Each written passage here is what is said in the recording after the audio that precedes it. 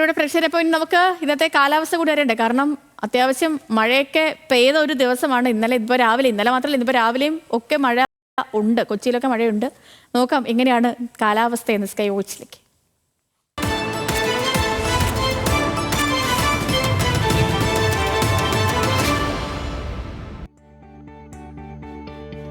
അശ്വതി വിശ്വനാഥനോട് എനിക്കിപ്പം. Aswathy, good morning. പറയുന്ന പോലെ ഒന്നും പറയാൻ പറ്റാത്തൊരു കാലാവസ്ഥയാണ്. ഒരു സമയത്ത് മഴ, ഒരു സമയത്ത് വെയിൽ, അങ്ങനെയൊക്കെയാണ്. ഇന്നിപ്പോൾ എങ്ങനെയാണ് കാലാവസ്ഥ? രാത്രിയൊക്കെ മഴയുണ്ടായിരുന്നു.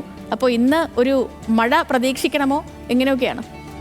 Good morning Sethu. പ്രിയപ്പെട്ട പ്രേക്ഷകർക്കും സ്കൈ വാച്ചിലേക്ക് സ്വാഗതം. സേതു സൂചിപ്പിച്ച പോലെ തന്നെ ഇന്ന് രാവിലെ ചെറിയ മഴയൊക്കെ ഉണ്ടായിരുന്നു. അതുപോലെ തന്നെ ഈ മഴയും വെയിലൊക്കെ മാറി മാറി വരുന്നൊരു സാഹചര്യമാണ് കേട്ടോ. ഇപ്പോൾ അത് തന്നെയാണ് കേരളത്തിൻ്റെ കാലവർഷം എന്ന് പറയുന്നത്. അപ്പോൾ ഈ 3-4 ദിവസം മഴ തുടർന്നാലും ഒരു ഇടവേളയായിട്ട് ഈ വെയിൽ കടന്നു വരും.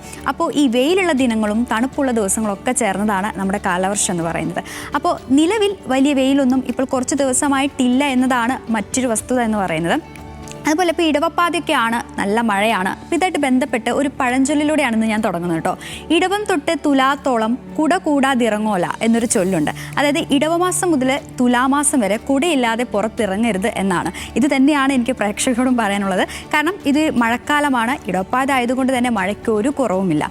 അപ്പോൾ ഇന്ന് ഇത്തിരി ഒന്ന് ആശ്വസിക്കാനുള്ളൊരു വകയുണ്ട്. കാരണം മാപ്പ് പരിശോധിക്കുമ്പോൾ ഇന്ന് സംസ്ഥാനത്ത് അതിതീവ്ര മഴയ്ക്കുള്ള അലേർട്ടൊന്നും നിലവിൽ പ്രഖ്യാപിച്ചിട്ടില്ല.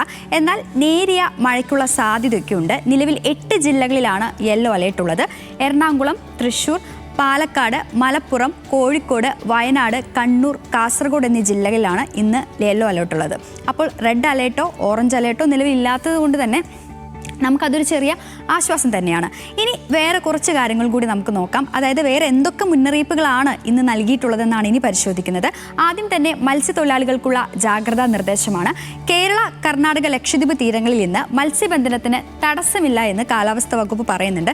അതേസമയം നാളെ മുതൽ 8-ാം തീയതി വരെ കർണാടക തീരത്ത് മത്സ്യബന്ധനത്തിന് പോകാൻ പാടില്ലെന്നും കേന്ദ്ര കാലാവസ്ഥാ വകുപ്പ് അറിയിച്ചിട്ടുണ്ട്. അടുത്തതായി ഉയർന്ന തിരമാല ജാഗ്രത നിർദ്ദേശമാണ്.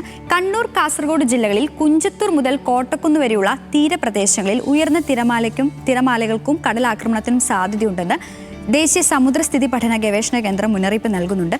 അതുകൊണ്ട് തന്നെ ഈ പ്രദേശങ്ങളിലെ മത്സ്യത്തൊഴിലാളികളും തീരദേശവാസികളും പ്രത്യേക ജാഗ്രത പാലിക്കുക.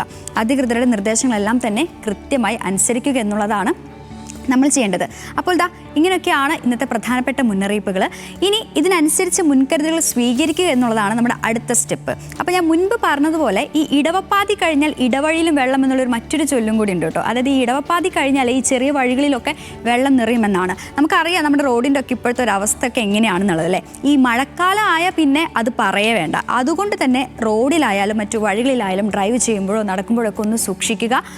എല്ലാവരും സുരക്ഷിതരായിരിക്കുക. അധികൃതരുടെ നിർദ്ദേശങ്ങളെല്ലാം തന്നെ കൃത്യമായി പാലിക്കുക, ജാഗ്രത പാലിക്കുക. അപ്പോൾ എല്ലാ പ്രേക്ഷകർക്കും ഇന്ന് നല്ലൊരു ദിവസം ആശംസിച്ചുകൊണ്ട് സ്കൈ വാച്ചോടെ പൂർണ്ണമാകുന്നു. നാളെ വീണ്ടും കാലാവസ്ഥ വിശേഷങ്ങളുമായി സ്കൈ വാച്ചിൽ കാണാം. സേതു. ഓക്കെ ശരി. അപ്പോൾ പ്രിയപ്പെട്ട പ്രേക്ഷകരെ, കാലാവസ്ഥയൊക്കെ എങ്ങനെയായിരിക്കും എന്നുള്ള കാര്യം ഇപ്പം നമ്മൾ ഈ കാലാവസ്ഥ അറിയുമ്പോൾ തന്നെ നമുക്ക് ആ ഒരു ദിവസമൊക്കെ പ്ലാൻ ചെയ്യാൻ പറ്റുമല്ലോ. ഇന്നിപ്പോൾ എങ്ങനെയൊക്കെ ആയിരിക്കും എന്നുള്ള കാര്യമൊക്കെ അനുസരിച്ച് ഒന്നുമില്ലെങ്കിൽ ഒരു കുടയെടുത്ത് എപ്പോഴും കയ്യിൽ വെച്ചിരിക്കുക. മഴ പെയ്താലും പെയ്തില്ലെങ്കിലും ഉപയോഗമാണല്ലോ.